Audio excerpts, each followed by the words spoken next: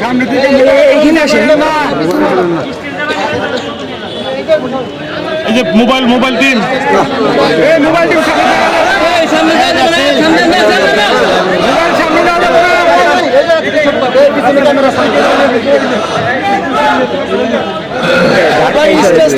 আসসালামু আলাইকুম ওয়া রাহমাতুল্লাহি ওয়া বারাকাতুহু। সবাই কেমন আছেন? ভালো আছেন? এর আগের 5ই আগস্টের আগের 15 বছর কেমন ছিলেন? ভালো ছিলেন না? আলহামদুলিল্লাহ রাব্বিল আলামিন। আপনি আমার জায়গাটা নিয়ে নেবেন। সালাতু ওয়াস সালামু আলা সাইয়্যিদিল মুরসালিন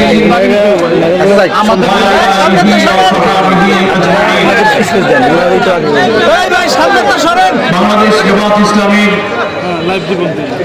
মানিকগঞ্জ জেলা শাখার উদ্যোগে আয়োজিত আজকের এই ঐতিহাসিক সম্মেলনের সভাপতি মানিকগঞ্জ জেলার জামাত ইসলামীর সম্মানিত আমির হাফেজ মাওলানা কামরুল ইসলাম, আজকের এই সম্মেলনের সম্মানিত বিশেষ অতিথি বাংলাদেশ জামাত ইসলামীর কেন্দ্রীয় নির্বাহী পরিষদের সদস্য এবং ঢাকা উত্তর সাংগঠনিক অঞ্চলের অঞ্চল পরিচালক, বাংলাদেশের ইসলামী আন্দোলনের ঘাঁটি বলে পরিচিত অনেক শহীদের স্মৃতি বিজড়িত সাতক্ষীরা জেলার দীর্ঘদিনের সংগ্রামী আমির অধ্যক্ষ ইজ্জতুল্লাহ, মঞ্চে উপবিষ্ট এই মানিকগঞ্জ জেলার সাবেক আমির অঞ্চল টিমের সদস্য মাওলানা দেওয়ান হোসেন, মঞ্চে উপস্থিত আছেন অন্যান্য সম্মানিত জামাত শিবির এবং উপস্থিত অন্যান্য রাজনৈতিক দলের সম্মানিত নেতৃবৃন্দ, মঞ্চে উপবিষ্ট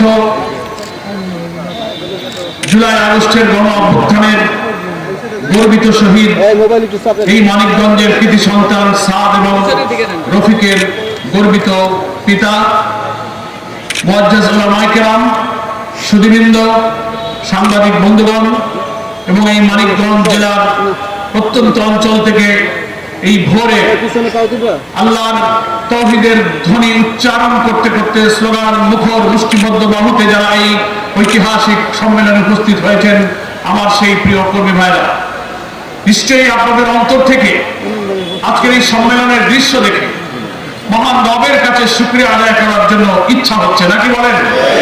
বারবার এই ইচ্ছা, এই আবেগ আমাদের হৃদয়ে উঠলে পড়ছে এই কারণে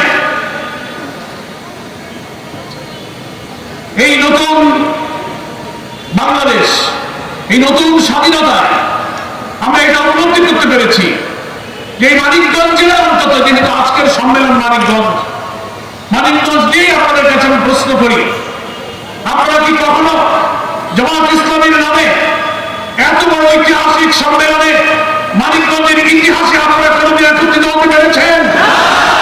পারেননি।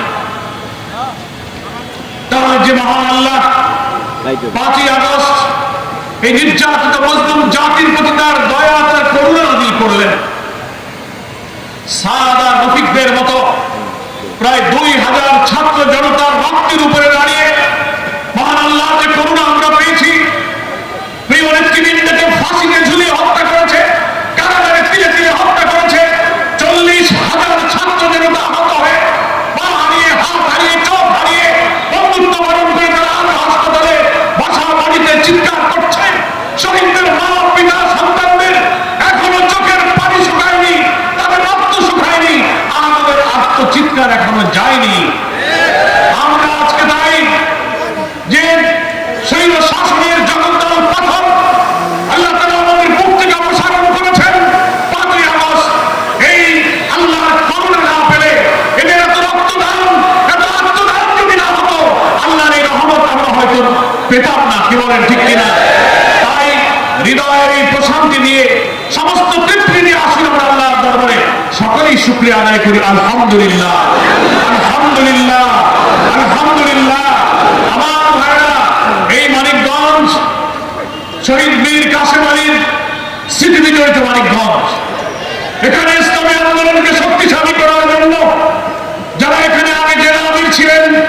যারা বয়সে বার্ধক্যে বর্ষিয়ান ছিলেন, দুনিয়া থেকে অনেকে ইন্তেকাল করেছেন। এখানকার গ্রামে গঞ্জে পাড়ায় নগরে বন্দরে বাড়িতে মহল্লায় ঘুরে ঘুরে ইসলামী আন্দোলনের দুর্গ করার জন্য যারা সময় রক্ত ঘাম দিয়েছেন, আজকে যে ঐতিহাসিক সম্মেলনের দৃশ্য দেখে আমরা আল্লাহর কাছে শুকরিয়ায় তাদের রূহের মাগফিরাত কামনা করছি। আল্লাহ যারা তিল তিল পরিশ্রম করে এই মানিকগঞ্জ ইসলামী আন্দোলনকে একটি বিশাল মহিমে পরিণত করার স্বপ্ন দেখেছিলেন, তাদের মধ্যে যারা দুনিয়া থেকে বিদায় নিয়েছেন, যাদের শ্রম, যাদের ঘাম, যাদের বক্তব্য, যাদের দাওয়াত, যাদের দার্সে কোরআন, যাদের মিষ্টি মধুর ব্যবহার দেখে হাজারো জনতা ইসলামী আন্দোলনের পথে আসতে পেরেছে। আল্লাহ তুমি তাদেরকে মাফ করে দাও, আল্লাহ তাদেরকে তুমি জান্নাতুল ফেরদাউস নসিব করো। সংগ্রামী কর্মী ভাইরা, সংগ্রামী কর্মী ভাইরা, আমরা আমাদের বিগত দিনের প্রায় 17টি বছর বাংলাদেশের মানুষ একটি ইতিহাসের কালো যুগ, কালো অধ্যায় আমরা অতিক্রম করেছি। কি বলেন, ঠিক কিনা? আমাদের কোনো গণতান্ত্রিক অধিকার ছিল না, আমাদের ভোটাধিকার ছিল না, আমরা সাংবিধানিক অধিকার ভোগ করতে পারিনি। আমাদের অর্থনীতি, রাজনীতি সবকিছু লুটপাট করে সিন্ডিকেট তৈরি করে এই জাতি, এই দেশকে আওয়ামী দুঃশাসনের আমলে সমস্ত খুন, হত্যাযজ্ঞের মাস্টার মাইন্ড শেখ হাসিনা সবকিছুকে লুটপাট করে তছনছ করে দিয়েছে। প্রিয় ভাইরা, সংবিধান মানুষকে যে অধিকার দিয়েছে, বাংলাদেশের নাগরিক অধিকার, রাজনৈতিক অধিকার, ভোটাধিকার আমরা প্রয়োগ করতে পারিনি। 14, 18, 24 সালে 3টা জাতীয় নির্বাচনে বাংলাদেশের মানুষ আমরা ভোট দিতে পারিনি। ভোট দিতে রওনা হয়েছেন আপনারা, প্রতিমধ্যে আওয়ামী লীগ, যুবলীগ, ছাত্রলীগ আর পুলিশ লীগ বাধা দিয়ে বলেছে ভোট হয়ে গেছে, বাড়ি চলে যান। আপনারা কি ভোট দিতে পেরেছেন? আমি একজন এমপি ছিলাম, আমি সংসদ সদস্য নির্বাচনে আমিও আমার ভোট কেন্দ্রে গিয়ে ভোট দিতে পারিনি। অথচ ফ্যাসিবাদের মাস্টার মাইন্ড শেখ হাসিনা বলেন উনি নাকি বাংলাদেশে গণতন্ত্র প্রতিষ্ঠা করেছেন, গণতন্ত্রের জন্য না জীবন দিয়েছেন। আওয়ামী লীগের মুখে গণতন্ত্র মানায় না। শেখ মুজিবুর রহমান গণতন্ত্রের কথা বলে তিনি এই দেশে ক্ষমতায় অধিষ্ঠিত হয়েছিলেন, কিন্তু তিনি ক্ষমতায় ওঠার পর নিজে হাতে গণতন্ত্রকে কবর দিয়েছিলেন। মনে আছে আপনাদের? যারা ওই সময় রাজনীতি করেছেন, রাজনীতি সচেতন, এত গণতন্ত্র, এত বৈষম্যের কথা বলে আমরা 71 সালে দেশ স্বাধীন করলাম, উনি এসে একাই কর্তৃত্বশালী একটি ডিক্টেটরিয়াল গভর্নমেন্ট তিনি কায়েম করলেন এবং সমস্ত রাজনৈতিক দল নিষিদ্ধ করলেন। উনার পছন্দের একটি দল থাকলো, তার নাম হলো বাদশাহ। বাংলাদেশের গণতান্ত্রিক সংবিধানে সকল রাজনৈতিক দল বন্ধ করে একটি দল রাখা, সেটি গণতন্ত্র। আজকে যারা আওয়ামী লীগের লোকের গণতন্ত্রের গান বলেন, গণতন্ত্রের মানুষ কন্যা বলেন, জবাব দেন। গণতন্ত্রের সকল পলিটিক্যাল রাইটকে, আমার right two politics, right two press, freedom of press, right two human rights সব আপনারা ধ্বংস করেছেন। ফলে আওয়ামী লীগের মুখে গণতন্ত্রের কথা শোনা পায় না। সমস্ত সংবাদপত্র বন্ধ করে শেখ মুজিবুর রহমানের পছন্দ মতো 4টি খবরের কাগজ দেখেছিলেন, আর সব কাগজ বন্ধ হয়ে গেছে। সংবাদপত্রের স্বাধীনতা বন্ধ করা কি গণতন্ত্র?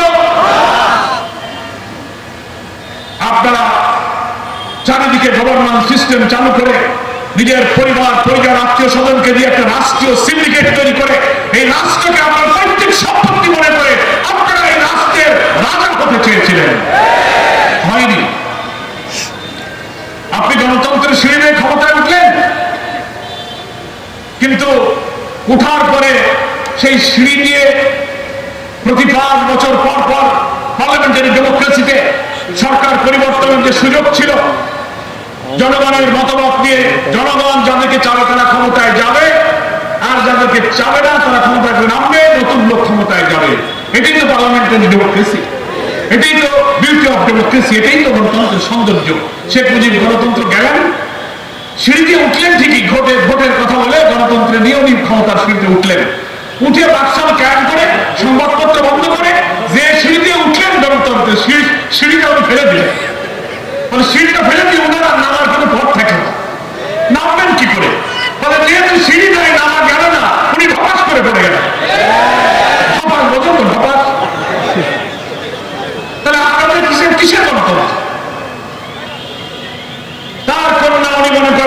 খুব বিচক্ষণ পিতার কন্যা, উনি এসে আবার গণতন্ত্রের মানুষ কন্যা সাজলেন।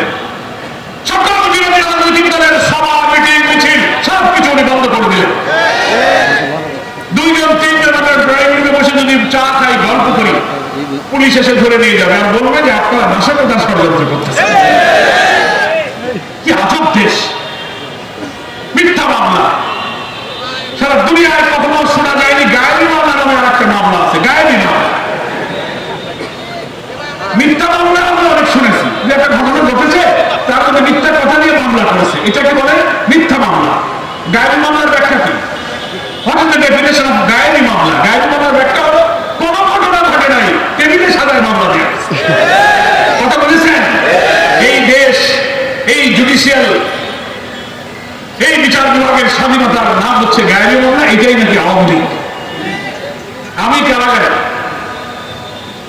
খবর পেলাম আমার এলাকায় একদল লোক, আমার মামলা হয়েছে একটা। বলুন কি মামলা?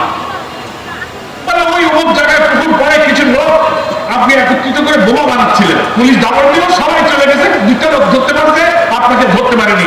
এটা একটা মামলা হচ্ছে, আমি তখন জেলে। এটা একটা গায়েবী মামলা। আমি কাশিমপুরের জেলে, আমাকে বলা হলো আপনার নামে মামলা হয়েছে। বলে আপনি ঢাকার শাহজাহানপুরে পুলিশের উপরে বোমা মারছে। আমি তখন জেলে। আমি আদালতে দাঁড়িয়ে বললাম, মাননীয় আদালত সব কি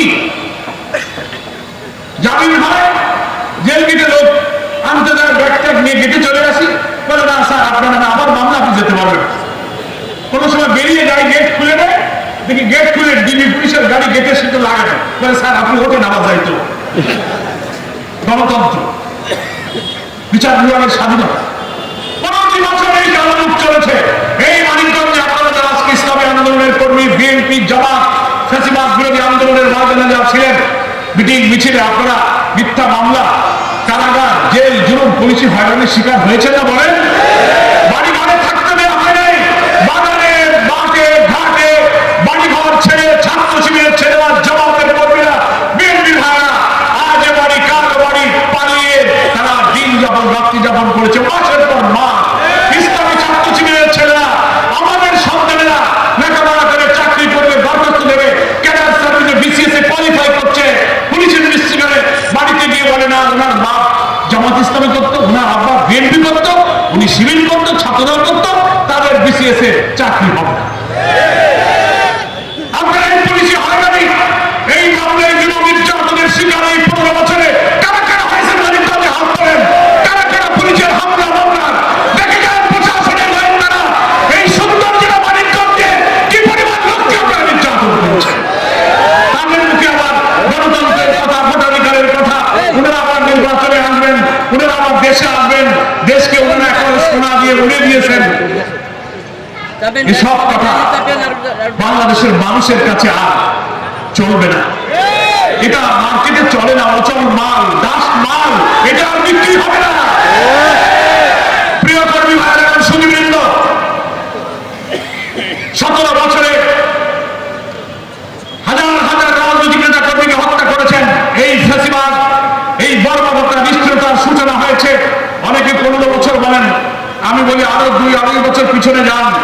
2006 সালের 28 অক্টোবর ঢাকার পল্টনে দিনের বেলায় শেখ হাসিনার নির্দেশে নদীর বৈঠা নিয়ে সাপের মতো পিটিয়ে পিটিয়ে শহীদ করা হয়েছে আমাদের ছাত্রদের।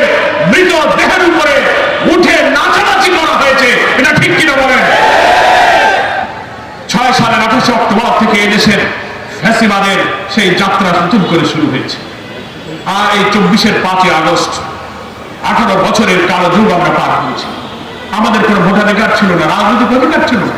একটা সমাবেশ করতে যাবো, সমাবেশ করতে দেবে না, পুলিশ লাঠিচার্জ করে দেবে, বলে আবেদন করেন, দরখাস্ত করলে না মঞ্জুর, এমনিও করতে দেবে না, পারমিশন চাইলেও দেবে না। আর আওয়ামী লীগ জীবনে রাস্তা বন্ধ করে রাস্তার মোড়ে যেখানে সেখানে মিটিং করবে, তাদের কোনো পারমিশন নেই। গণতন্ত্র, গণতন্ত্র, এটা আমাদের 17-18 বছরের কালো যুগের ইতিহাস। মানে বিচার বিভাগকে পলিটিসাইজ করা হয়েছে। অর্থনীতিতে এই কয়েক বছরে 17 বিলিয়ন মার্কিন ডলার, প্রায় 2 লক্ষ কোটি টাকা হাসিনার গঠন এবং তার চালাচামন্ডারা বিদেশে পাচার করেছে।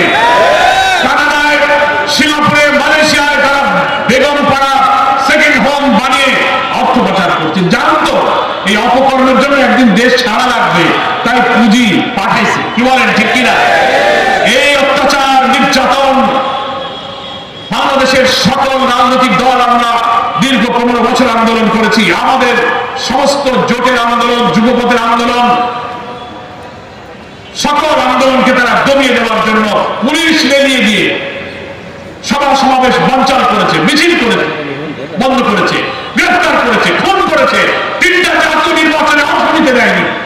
তারপরে তরুণ ছাত্র সমাজ সরকারি চাকরিতে তাদের কোটা সুবিধা, এই ইস্যুতে যখন বৈষম্য বিরোধী ছাত্র আন্দোলনের উত্তাল আন্দোলন শুরু হলো, জুলাই আগস্টের গণ অভ্যুত্থানে বাংলাদেশ তখন উত্তাল সমুদ্রে রূপ নিল। কি বলেন, ঠিক কিনা? সেই আন্দোলনে মানিকগঞ্জের সাদ রফিকরা সেই আন্দোলনে জীবন দিয়ে এই আন্দোলনের ঐতিহাসিক গর্বের অংশীদার হয়েছে। লক্ষ কোটি জনতার উত্তাল আন্দোলনের ঢেউ, মানুষকে আবার গ্রেফতার করা হতে লাগলো, জেলে ঢুকানো হতে লাগলো। 5 আগস্টেও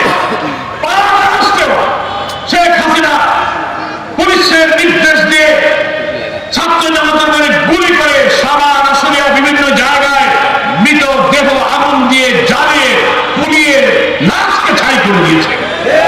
হেলিকপ্টার চালিয়ে দুনিয়ার কোন ফ্যাসিস্ট, কোন নাৎসি হিটলারের ইতিহাস আমরা পড়েছি, অনেক কত ফ্যাসিস্টের জীবনে পড়েছি, কিন্তু দেশের মানুষকে হেলিকপ্টার চালিয়ে উপর থেকে গুলি করে শিশুদের হত্যা করে, নারীদের হত্যা করে, এই বর্বরতা আমরা পৃথিবীতে কখনো দেখিনি। শেখ হাসিনা তাও করেছে।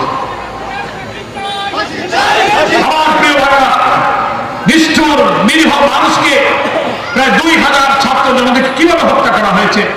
আমাদের প্রিয় আমির জামাত, বাংলাদেশ জামাত ইসলামীর সংগ্রামে আমির, বাংলাদেশের রাজনৈতিক নেতৃবৃন্দের সবচেয়ে আলোচিত, সবচেয়ে রঞ্জিত, সবচেয়ে মানবিক নেতা হচ্ছেন ডাক্তার শফিকুর রহমান। এই হত্যাকাণ্ডের পর তিনি আমাদের নির্দেশ দিয়েছিলেন প্রায় 2000 এই নিহত ছাত্র জনতার বাড়িতে আপনারা চলে যাবেন, তাদের পরিবারকে সহানুভূতি সহযোগিতা জানাবেন, সকল আহতদের চিকিৎসার জন্য আপনারা সাধ্যমতো চেষ্টা করুন। আমরা সারা দেশে আমি জামাত সহ ছড়িয়ে পড়েছিলাম, শহীদদের বাড়িতে বাড়িতে গিয়েছি, একজন শহীদের বাড়িতে যখন গিয়েছি হাজার হাজার লোক সেখানে জড়ো হয়েছে। কি বলেন, ঠিক কিনা? আমরা এই ফ্যাসিবাদের মুখোশ উন্মোচন করেছি।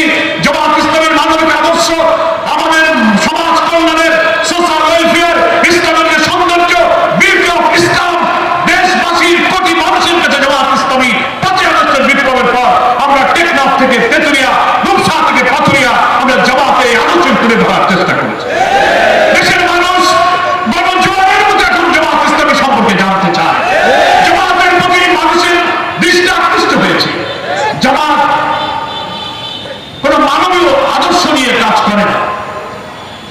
আমাকে সাংবাদিকরা কালকেও প্রশ্ন করেছে যে সবাই বলে এই দেশে আপনাদের খুব প্রভাব বেড়ে গেছে, সরকার প্রশাসন নাকি আপনাদের কথায় চলে, এত মানুষ আপনাদের দিকে আসছে কেন?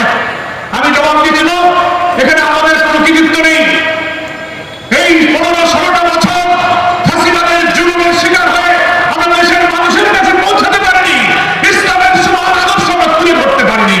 5 আগস্টের পর বাংলাদেশের গ্রামে গঞ্জে শহরে নগরে প্রান্তরে জামাত শিবিরের নেতৃবৃন্দ জনগণের কাছে ছুটে যেতে পারছি। তাদের দুঃখ কষ্ট ভালো মন্দ, ইসলামের সমাধান দেওয়া, ইসলামের সামাজিক উন্নয়ন, সমাজ কল্যাণ, ধর্ম বর্ণ নির্বিশেষে ইসলাম মানুষের যে কল্যাণের কথা বলেছে, ইসলামের যে সৌন্দর্যের কথা আমরা তুলে ধরার সুযোগ পাচ্ছি।